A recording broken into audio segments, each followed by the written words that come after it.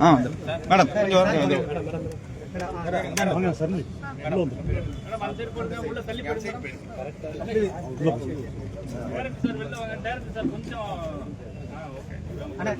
கொஞ்சம் சைட்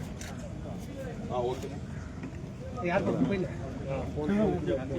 நான் கூட கேமரா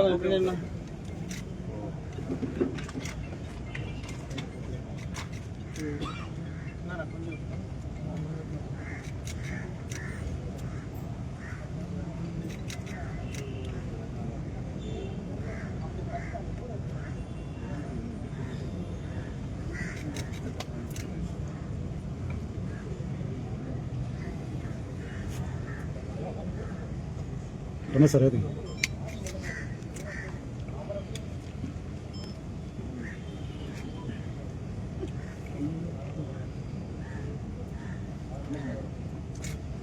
வாங்க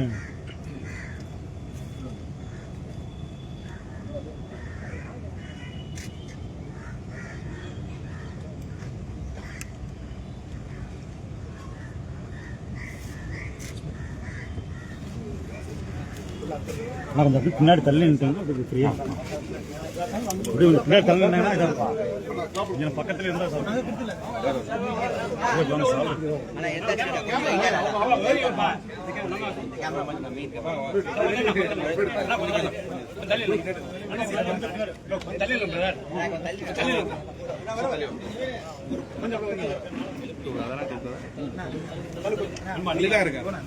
கேமரா பண்ணுங்க. நான் ஃப்ரண்ட்ல வரேன். தள்ளி தனியா போப்பா வந்தா. அவசனா நான் பண்ணுங்க. சரிடா. இல்லடா. நான் கொஞ்சம் உள்ள. நான் கொஞ்சம் உள்ள. ஓகே. நல்லா அப்படியே சரியா. கொஞ்சம் வாங்க. முன்னாடி வாங்க. முன்னாடி வாங்க. சரியாமா? நான் கொஞ்சம் நீங்க கொஞ்சம் உள்ள வாங்க. அப்படியே. கொஞ்சம் வா. ஓகேமா? வாட்ச்.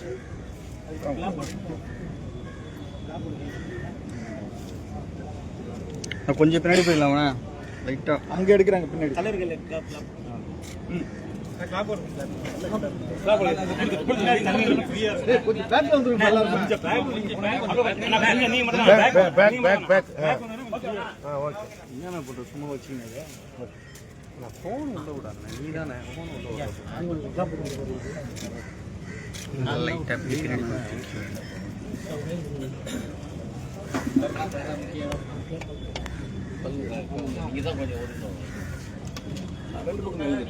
கொஞ்சம் இருந்த சால்வ்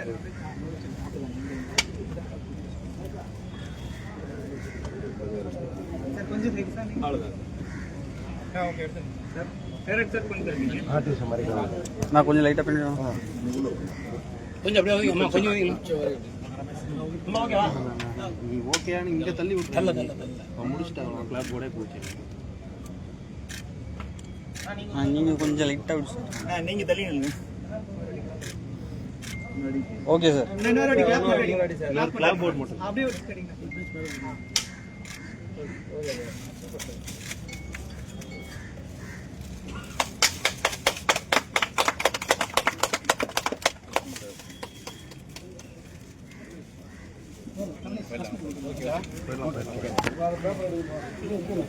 தனித்தனியா போட்டோ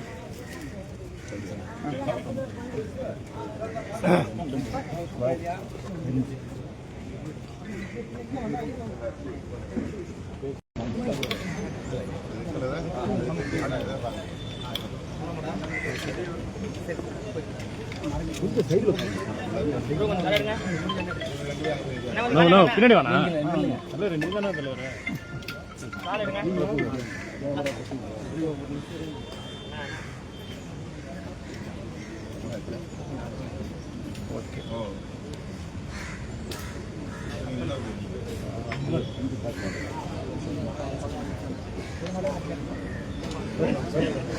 பின்னாடி வந்து தான் அவங்க ரெண்டு பேர் தெரிவாங்க. இந்த பக்கம் அவங்க கதை ஹீரோ ஹீரோயின் தெரியுற மாதிரி இருக்கும்.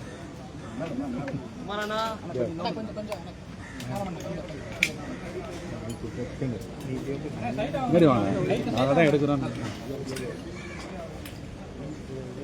விஜய் வணக்கம், கேக்குது?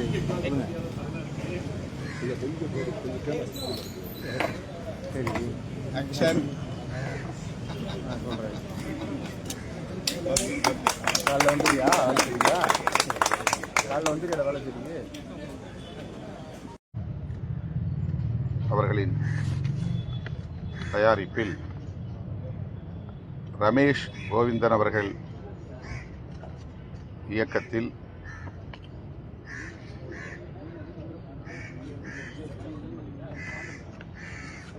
ஜெஸ் பிரேசர் அவர்கள் ஒளிப்பதிவில், தஷிகரன் அவர்களின் இசையில், கே பழனி அவர்களின் வசனத்தில் உருவாகும் குடும்ப அட்டை என்னும் திரைப்படத்தின் படப்பிடிப்பு இன்று முதல் தொடங்குகிறது.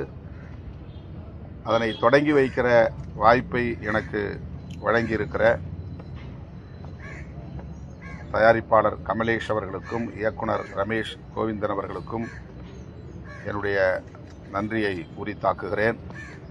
இந்த நிகழ்வில் தேசிய முன்னாள் இராணுவ வீரர்கள் கட்சியின் நிறுவனரும் தலைவருமான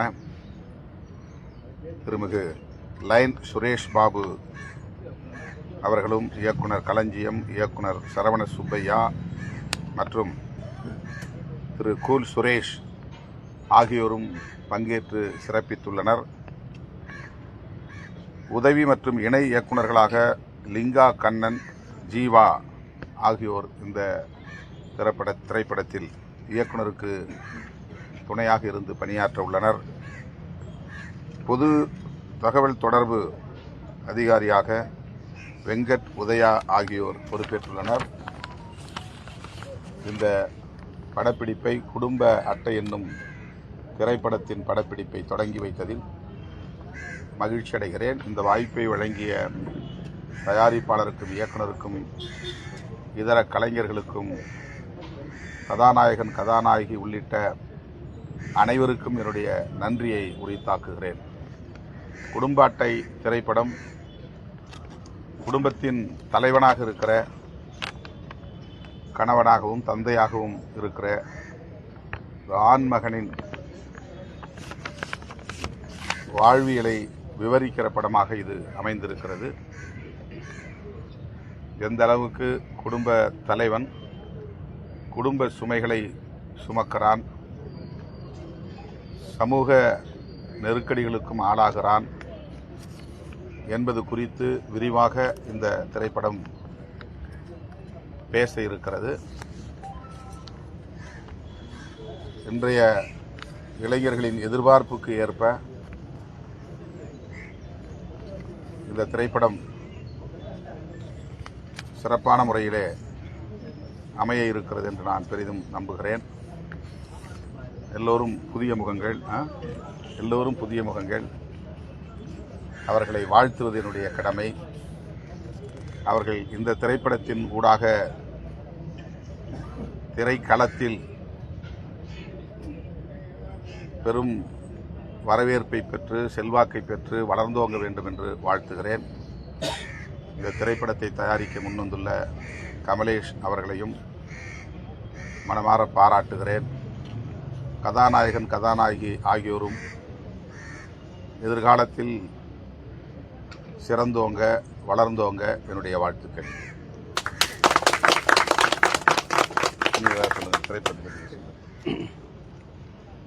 குடும்ப அட்டை அப்படின்ற திரைப்படம் வந்து எல்லாருக்கிட்டையும் வந்து ஏடிஎம் கார்டு இல்லாமல் இருக்கலாம், இல்லை பேன் கார்டு இல்லாமல் இருக்கலாம், நிறைய கார்டுகள் வச்சுருக்க நம்ம டிரைவிங் லைசன்ஸ் எது வேணால் இல்லாமல் இருக்கலாம். குடும்ப அட்டை இல்லாமல் ஒரு குடும்பம் இருக்காது. ஏன் இன்னும் சொல்லணும்னா ஓட்டர் ஐடி கூட நம்மகிட்ட இல்லாமல் இருக்கலாம். குடும்ப அட்டை எல்லார் குடும்பத்துலேயும் இருக்கும். நமக்கு எல்லாருமே தெரிஞ்சது தான்.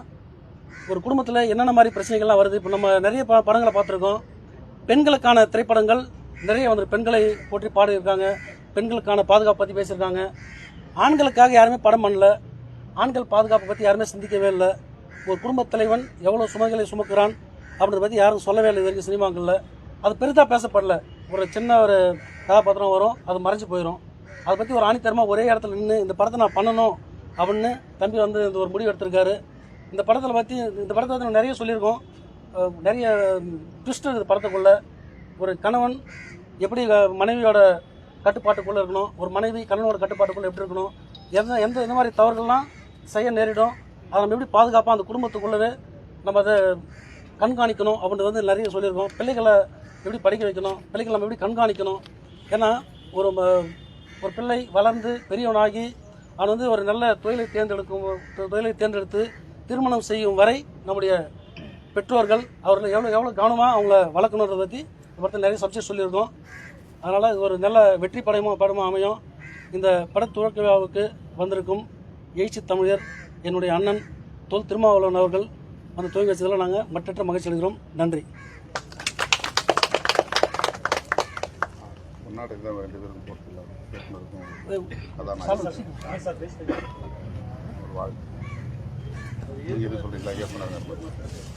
வணக்கம். சரோஜாஜி ஹவுஸ் தயாரிக்கும் குடும்ப அட்டை என்ற படத்தில் நான் வந்து இயக்குனர் அறிமுகம் ஆகிறேன். நீங்கள் எல்லாருக்கும் வந்து முன்னாடி இருந்து எங்களுக்கு வந்து வாழ்த்து தெரிவிக்கணும். நன்றி. உங்களை பார்த்து பயந்துட்டீங்களா? அண்ணன் எவ்வளோ பேசுவார். நீங்கள் சொல்லிட்டீங்கன்ட்டு அவருக்கு போதும்னு நினைக்கிறேன். படத்தை முன்கூட்டியே சொல்லி குடும்ப அட்டைன்றது நம்ம நினச்சிருக்கோம். அது குடும்பத்தோட அது வந்து ஒரு இலவச பொருளோ இல்லை கவர்மெண்ட் சலுகையோ இல்லை நமக்கோட ஒரு வாழ்வாதார ஒரு இதுவோ நினைக்கிறோம். ஆனால் அதில் வந்து ஒழுக்கன்ற விஷயம் வந்து இதில் வந்து அடங்கியிருக்கு. நம்ம அதை வந்து ஃபாலோ பண்ணணும். அதை தான் நம்ம பேஸ் பண்ணி அது கதையாக பண்ணியிருக்கோம். உங்களுக்கு வந்து யூஸ்ஃபுல்லாக இருக்கும். நன்றி. இந்த திரைப்படத்தின் இயக்குனரும் கதாநாயகனுமான ரமேஷ் கோவிந்தன் அவர்களுக்கு ஆடை போர்த்தி வாழ்த்துகிறோம். கதாநாயகி ஏஞ்சல் அவர்களுக்கும் ஆடை போர்த்தி வாழ்த்துகிறோம்.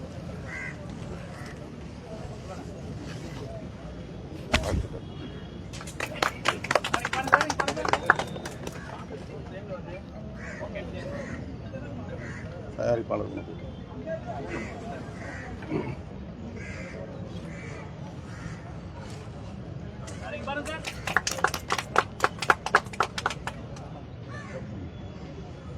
முன்னாள் ராணுவ வீரர்கள் கட்சி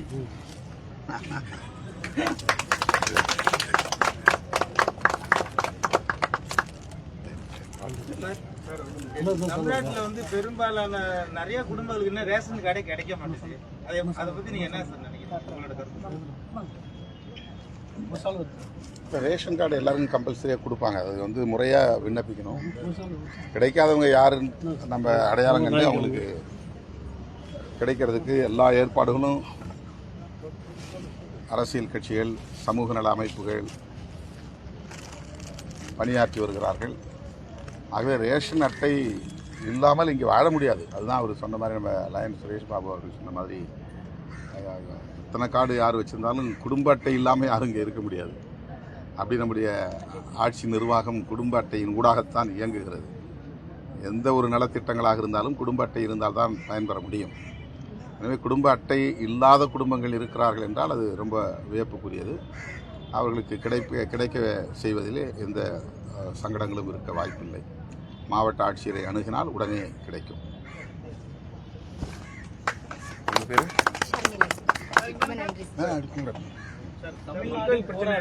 மக்கள் பிரச்சனை நிறைய இருக்கு. சில வாரங்களா வந்து தமிழக அரசியலும் சரி, மீடியாவும் சரி, விஜய் கரூரும் சுற்றி வந்துட்டே இருக்க. இது மக்களுக்கும் நாட்டுக்கும்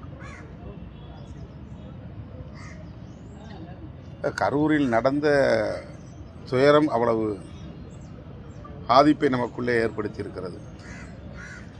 அது ஏதோ ஒரு கட்சி தொண்டர்கள் இறந்து போனார்கள் அப்படின்னு கடந்து போயிட முடியாது.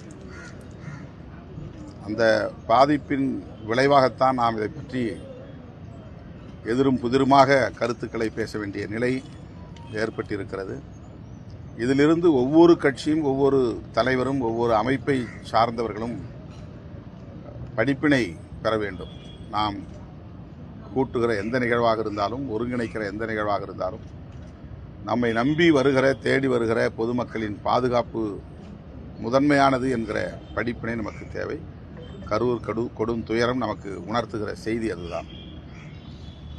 தமிழ்நாடு போராடும், தமிழ்நாடு வெல்லுன்ற வாசகம் எங்க பார்த்தாலும் இருக்கு. தமிழ்நாடு யாருக்கிட்ட போராடணும், எந்த சண்டையுமே இல்லையே அப்படின்ற மாதிரி ஆளுநர் பேசியிருக்காரு. அதை எப்படி பாக்குறீங்க இந்த கருத்து? அதுக்கு முதலமைச்சர் தெளிவான விளக்கத்தை கொடுத்திருக்கிறார். ஒரு வரியில் சொல்ல வேண்டுமானால், சனாதன பிற்போக்கு சக்திகளுக்கு எதிராக முற்போக்கு சக்திகள் போராடுவார்கள் என்பதுதான் அதற்கு பொருள்.